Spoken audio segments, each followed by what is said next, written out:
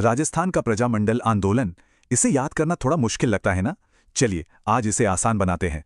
इतने सारे नाम, जगहें और तारीखें, सब कंफ्यूजिंग लगता है, खासकर एग्जाम के टाइम। तो क्या हो अगर इसे याद करने का कोई फॉर्मूला हो? चलिए शुरुआत करते हैं संस्थापकों से। बस ये एक लाइन याद कर लीजिए, यही है संस्थापकों को याद करने की चाबी। देखते हैं कैसे।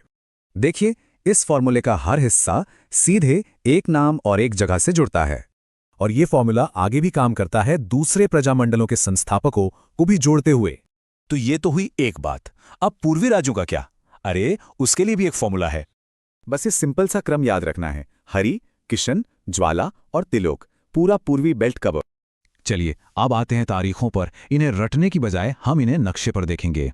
सोचिए, राजस्थान का नक्शा, पश्चिम के लिए बस ये 4 नंबरों का पैटर्न याद रखना है। और कमाल देखिए, ये नंबर सीधे सीधे पश्चिमी प्रजामंडलों की स्थापना के साल से जुड़ जाते हैं।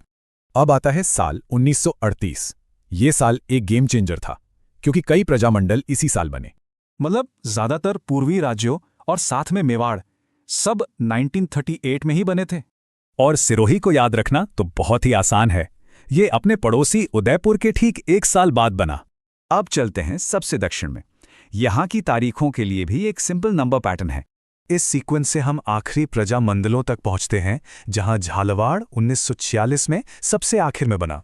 यहाँ एक दिलचस्प बात है, राजाओं के दबाव के कारण कुछ प्रजामंडल अपनी रियासत के बाहर बने थे। ये 4 खास उदाहरण हैं जिनकी स्थापना अपनी रियासत की सीमाओं के बाहर हुई। तो सवाल ये है कि इस पूरे आंदोलन के पीछे की वजह क्या थी?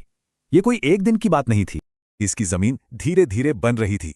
फिर 1938 के हरिपुरा सेशन ने इसे एक नई दिशा दी।